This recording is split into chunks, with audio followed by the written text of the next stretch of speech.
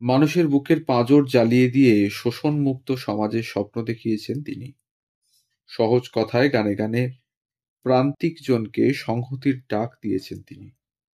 তার গানে উঠে এসেছে সমাজের অসঙ্গতির কথা। আজ তার জন্মদিন। সলিল চৌধুরীর জন্ম আসামে ১৯২৫ সালের ১৯শে নভেম্বর। গীতিকার ও সুরকার। ৮ ভাই বোনের মধ্যে সলিল চৌধুরী ছিলেন দ্বিতীয়। বাবা জ্ঞানেন্দ্রময় চৌধুরী ছিলেন চা বাগানের চিকিৎসক। তিনি প্রচণ্ড ব্রিটিশ বিরোধী ছিলেন। এরকম কথাও শোনা যায়, ইংরেজ ম্যানেজার একদিন তাকে "ইউ ডার্টি নিগার" বলে গালি দিয়েছিলেন। তখন তাকে ঘুষি মেরে তার কয়েকটি দাঁত তিনি ভেঙে দিয়েছিলেন। সঙ্গীতজ্ঞ পিতা জ্ঞানেন্দ্র চৌধুরীর চা বাগানের ঘন সবুজ পরিবেশে সলিল চৌধুরীর গানে হাতেখড়ি। তার পরিবারের সংগ্রহে ছিল পশ্চিমী সঙ্গীতের বিশাল ভাণ্ডার। শিশু সলিল চৌধুরী সেগুলো শুনে শুনে তৈরি হয়েছেন। তিনি পিতৃব্য নিকি চৌধুরীর কাছেও সঙ্গীতে তালিম গ্রহণ করেছেন। স্কুল শেষে কলকাতায় পড়তে এসে ভর্তি হলেন বঙ্গবাসী কলেজে। স্নাতক পড়াকালীন ১৯৪৪ সালে তিনি ভারতের কমিউনিস্ট পার্টির সংস্পর্শে আসেন।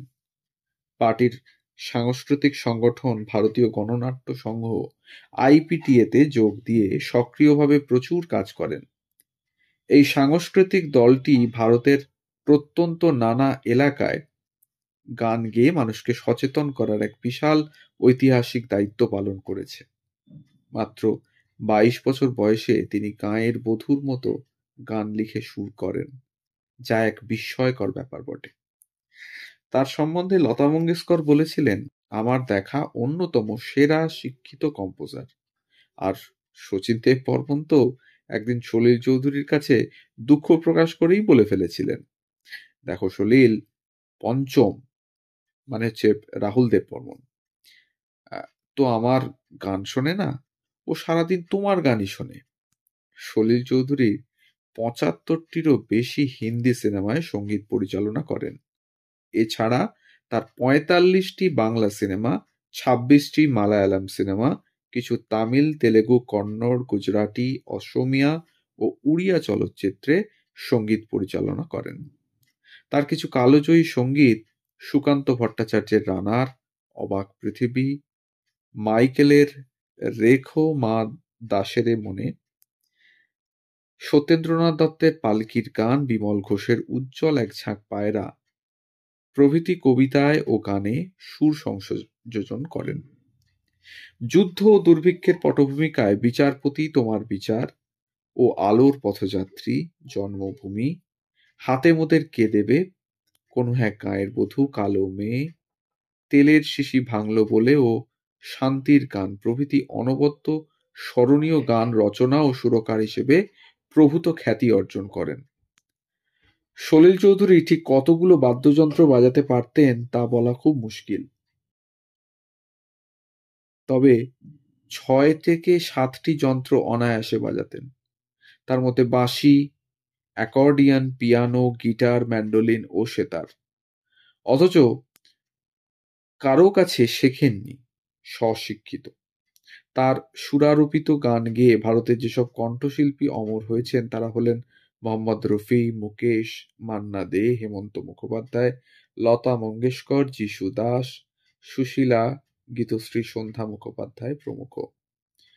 সলিল চৌধুরীর কণ্ঠে লতা মঙ্গেশকরের গাওয়া "উজ্জ্বল এক ঝাঁক পায়রা", "আয় বৃষ্টি ঝেঁপে", "মনের বসন্ত এসো" ও "গা গা রে পাখি গা", "সাত ভাই চম্পা জাগো" প্রভৃতি এবং হেমন্ত মুখোপাধ্যায়ের গাওয়া "রানার", "ধিতাং ধিতাং কোলে", "ঝড়ের কাছে রেখে গেলাম আমার ঠিকানা", "পথ হারাবো বলেই এবার পথে নেমেছি", "দুরন্ত ঘূর্ণির ওই লেগেছে পাক" প্রভৃতি বাংলা গানের রাজ্যে সেরা গান হিসেবে স্বীকৃত।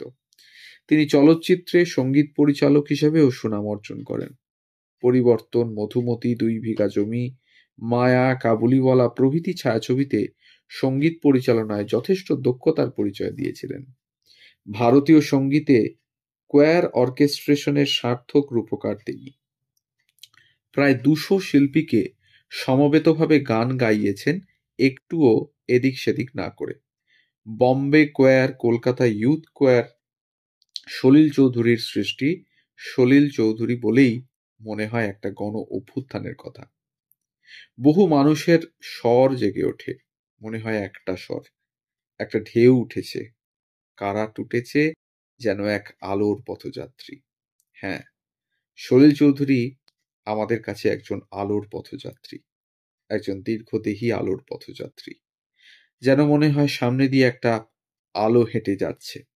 একজন যুগ পুরুষ বলতে যা বোঝায় সে সবকিছুই ছিল তার মধ্যে। যিনি লিখেছিলেন, এঁকেছিলেন, সুর দিয়েছিলেন, ২ বিঘা জমিন লিখেছেন ও চিত্রনাট্য তৈরি করেছেন। একই সঙ্গে অনেক কিছু সমারোহ তার মধ্যে। তিনি সলিল চৌধুরী। আজ তার ১০০তম জন্ম শতবর্ষ। তাই তার জন্ম শতবর্ষে এটা ছিল আমাদের চ্যানেলের পক্ষ থেকে একটা ছোট্ট নিবেদন। এটা মোটেই সলিল চৌধুরীর জীবন কাহিনী হতে পারে না। তার জীবন কাহিনী আরো বর্ণময়, আরো বিভিন্ন দিক তুলে ধরা বাকি থেকে গেল। আমরা হয়তো পরবর্তীকালে আরো গল্প নিয়ে আসবো সলিল চৌধুরীকে নিয়ে। আমাদের চ্যানেলের তরফ থেকে এই মহান মানবকে জানাই শতকোটি প্রণাম, যার হাত ধরে বাংলার মানুষ তথা ভারতের মানুষ শিখেছিল গণ অভ্যুত্থান। এই ছিল আজকের গল্প, সলিল চৌধুরীকে নিয়ে গল্প। আমাদের চ্যানেলে নতুন হলে অবশ্যই আমাদের চ্যানেলটিকে সাবস্ক্রাইব করে পাশে থাকবেন। বেল আইকনটিকে প্রেস করে নেবেন যাতে পরবর্তী গল্প খুব তাড়াতাড়ি আপনাদের কাছে পৌঁছে যায় তার জন্য। আর যদি ভালো লাগে তাহলে একটা লাইক, একটা কমেন্ট আর একটু শেয়ার করে দেবেন আমাদের গল্পগুলো কাছের মানুষদের সাথে। সবাই ভালো থাকুন, সুস্থ থাকুন আর শুনতে থাকুন গল্প যেখানে সত্যি। আমাদের গল্প পোস্ট করার সময় প্রতিদিন ঠিক সকাল ৯টা থেকে ৯টা ৩০ মিনিট। ধন্যবাদ।